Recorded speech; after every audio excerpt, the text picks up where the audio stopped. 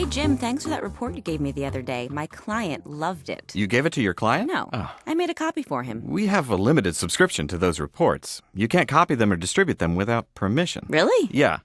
Gee, next thing I know, you'll be posting stuff like that to the web and emailing it all over the place. We're not supposed to do that either? No. No? Yeah. Yeah? No. Intellectual property like published reports, articles, and content you find on the web has to be managed carefully. We have to balance its use with our rights, licenses, and copyright requirements. I know. I read our copyright policy when I joined the company. Good. That's a start. But it really comes down to what we do on a daily basis. If you have a few minutes, I can explain the basics of copyright to you. Okay. Article 1, Section 8 of the U.S. Constitution gives Congress the power to promote the progress of science and useful arts by securing, for limited times, to authors and inventors the exclusive right to their respective writings and discoveries. It means that in the United States, a copyright holder has some exclusive rights to his or her work. And those rights are protected by U.S. copyright law. Oh, I always thought no copyright symbol, no problem. Nope. Copyright is automatic. As soon as something is captured in a fixed format, such as being written down or recorded, it is protected by copyright. Neither registration or publication are required, nor is the use of the copyright symbol, although it's a good idea to use the copyright symbol as it reminds people that the work is protected by copyright. So what are the copyright holders' rights? Copyright holders have the exclusive right to copy, distribute, perform, and display their work, and the right to create a derivative work like when a book is made into a movie.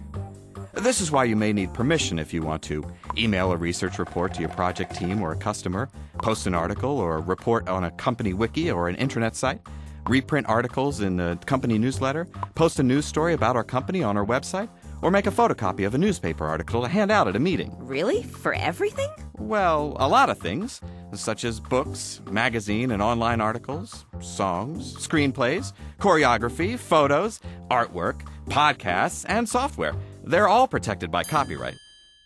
But not everything. Ideas, facts, and data are not protected by copyright law.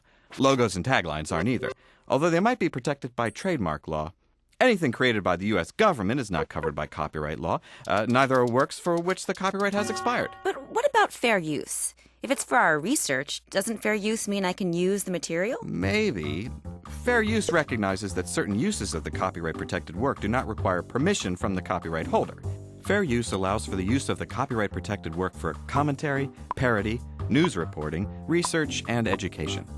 The U.S. Copyright Act lists 4 factors to help determine when a use may be considered fair use. The first is the purpose and character of the use.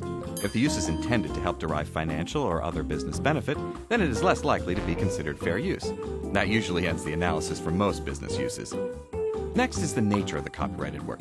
The use of a purely factual work is more likely to be considered fair use than the use of a creative work. Third, an evaluation of the amount and substantiality considers how much of the work was used. Even a small portion may be too much to qualify as fair use if what is used is the heart of the work. And finally, fair use considers the effect of the use on the market or the potential market. If your use is likely to result in economic loss to the copyright holder, then it is less likely to be considered fair use. None of these factors alone is enough to determine fair use. You have to weigh all 4 in order to determine if the use is really fair use. Oh. This stuff is confusing.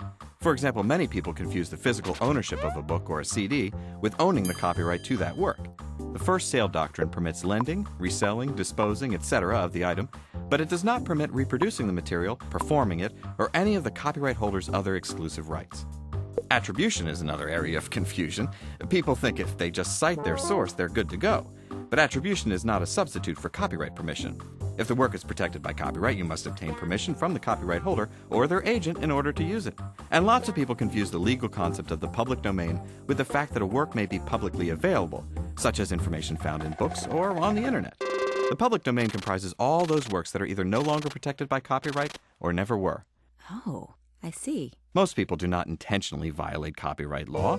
Like you, they are simply unaware of their responsibilities as they go about their everyday activities, which often involve the use and distribution of published information. Is this a big problem? Imagine millions of employees moving billions of documents around the world with no idea what their copyright responsibilities are.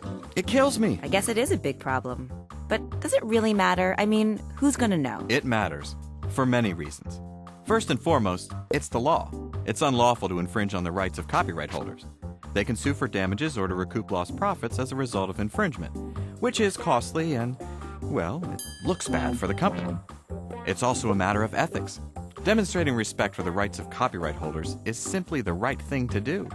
When we generate intellectual property, we want our rights respected, so we should respect the rights of others. And finally, copyright ensures the continued availability of the high-value material we rely on. Our needs are served by copyright holders' information development, and the royalties we pay fuel further development. Very interesting. So, what do we do when we want to use copyrighted information? I'm always here to help, but the best advice I can give you is know the facts, remember your responsibilities, and when in doubt, get permission.